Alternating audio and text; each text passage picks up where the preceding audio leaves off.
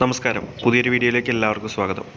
അപ്പോൾ ഞാനിപ്പോൾ ഉള്ളത് പാലക്കാട് KSRTC ബസ് സ്റ്റാൻഡിൻ്റെ ഫ്രണ്ടിലാണ് കേട്ടോ.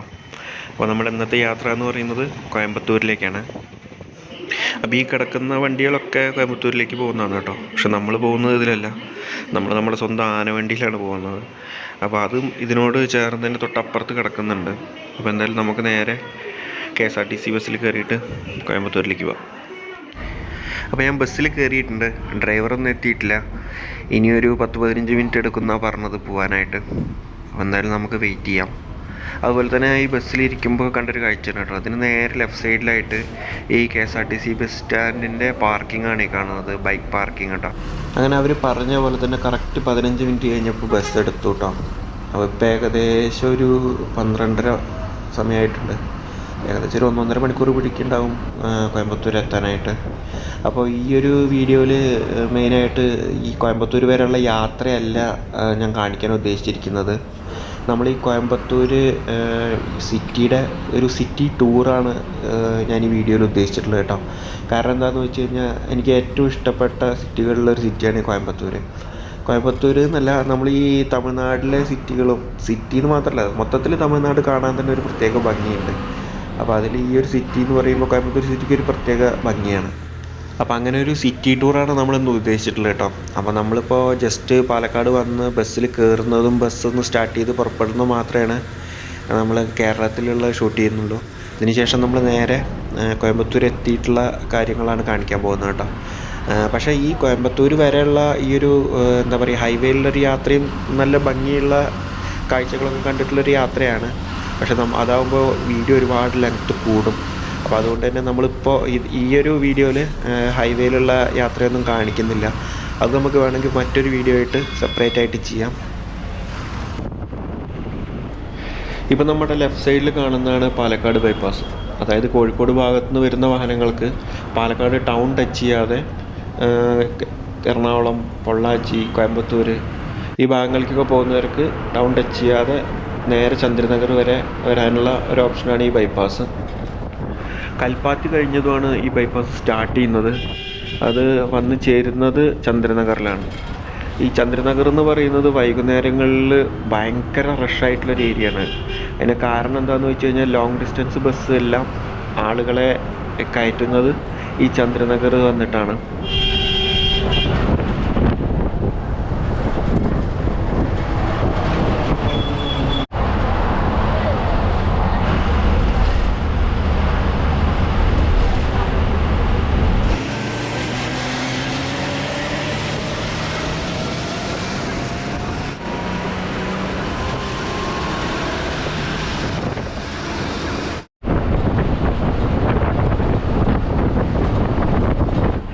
നമ്മൾ പാലക്കാട് നിന്ന് കോയമ്പത്തൂരിലേക്ക് പോകുമ്പോൾ വരുന്ന ഫസ്റ്റ് ടോളാണിത്.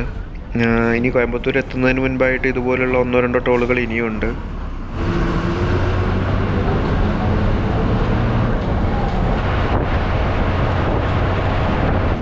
അങ്ങനെ നമ്മളിപ്പോൾ കേരള ബോർഡറിലെത്തിയിരിക്കും. ഈ ഒരു കാണുന്ന തോടാണോ പുഴയാണോ എന്നറിയില്ല, അതാണ് കേരള തമിഴ്നാട് അതിർത്തി. ഇപ്പോൾ നമ്മൾ തമിഴ്നാട്ടിലേക്ക് കയറി. ഇനി ഇവിടുന്ന് അങ്ങോട്ട് തമിഴ്നാടാണ് കേട്ടോ. അപ്പോൾ നമ്മളങ്ങനെ ഉക്കടം എത്താറായിട്ടുണ്ട് കേട്ടോ. നമ്മുടെ ഈ റൈറ്റ് സൈഡിൽ കാണുന്നത് ഒരു തടാകം പോലെയൊരു സ്ഥലമാണ്. ഞാൻ കുറേ കാലം മുന്നേയൊക്കെ കോയമ്പത്തൂർ വരുന്ന സമയത്ത് അതൊരു വൃത്തിയില്ലാതെ കിടക്കുന്ന ഒരു തടാകമായിരുന്നു. എന്നാൽ ഇപ്പോൾ അതൊരു ടൂറിസത്തിൻ്റെ ഭാഗമായിട്ട് അവരതെല്ലാം ക്ലീൻ ചെയ്ത് അതിൻ്റെ സൈഡിൽ കൂടെയൊക്കെ വാക്ക് വേ ഒക്കെ കൊടുത്ത്, അതുപോലെ കുട്ടികൾക്ക് കളിക്കാനുള്ള ചെറിയ പാർക്കുകളും കാര്യങ്ങളൊക്കെ ഉണ്ടാക്കി.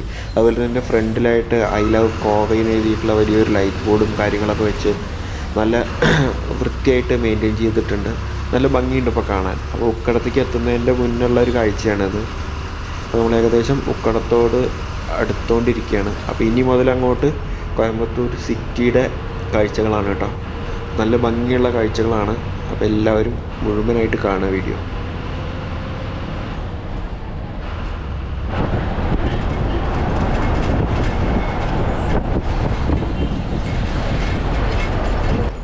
ഇപ്പം നമ്മുടെ നേരെ ഫ്രണ്ടിൽ കാണുന്നതാണ് ഉക്കടം ബസ് സ്റ്റാൻഡ്. നമ്മുടെ നേരെ റൈറ്റ് സൈഡിൽ കാണുന്നതാണ്. ഒരുപാട് സ്ഥലത്തേക്കുള്ള ബസ്സുകൾ നമുക്ക് ഈ ഉക്കടം സ്റ്റാൻഡിൽ നിന്ന് കിട്ടും കേട്ടോ. അതുപോലെ തന്നെ നമ്മുടെ കേരളത്തിലേക്ക് KSRTC ബസ്സിൻ്റെ ഒരു ചെയിൻ സർവീസ് തന്നെ ഈ ഉക്കടം സ്റ്റാൻഡിൽ നിന്നുണ്ട്. കോയമ്പത്തൂർ മെയിനായിട്ട് 2 സ്റ്റാൻഡുകളാണ് ഉള്ളത്. ഒന്ന് ഉക്കടം സ്റ്റാൻഡും പിന്നെ ഗാന്ധിപുരവും. അപ്പോൾ 2 സ്ഥലത്തു നിന്നും നമുക്ക് കേരളത്തിലേക്ക് ബസ് കിട്ടുമെങ്കിലും ഉക്കടത്തു നിന്നാണ് നമുക്ക് ചെയിൻ സർവീസ് ആയിട്ടുള്ളത്. അതായത് ഒരു ബസ് കൊണ്ടുവന്ന് നിർത്തി ആൾ ഫുള്ളായി അതെടുത്ത് കഴിഞ്ഞ് 1-2 മിനിറ്റിൽ അടുത്ത ബസ് വരും. അങ്ങനെ വരേണ്ട ആവശ്യമുണ്ട് കേട്ടോ, കാരണം അത്രയ്ക്ക് തിരക്കുള്ള ഒരു സ്ഥലമാണ് ഈ ഉക്കടത്തുനിന്ന് നമുക്ക് പാലക്കാട്ടേക്ക്. അതുപോലെ ഗാന്ധിപുരത്തുനിന്ന് നമുക്ക് ബസ് ഉണ്ട് KSRTC തന്നെ, പക്ഷേ അധികം ബസ്സുകളില്ല. അത് ലോങ് സർവീസ് ബസ്സുകൾ മാത്രമാണ് ഗാന്ധിപുരത്ത് നിന്ന് എടുക്കുന്നത്. അതായത് പാലക്കാട് വരെ അല്ലാതെ അവിടുന്നും ലോങ് ആയിട്ട് പോകുന്ന ബസ്സുകളാണ് ഗാന്ധിപുരത്തുനിന്ന് സ്റ്റാർട്ട് ചെയ്യുന്നത്.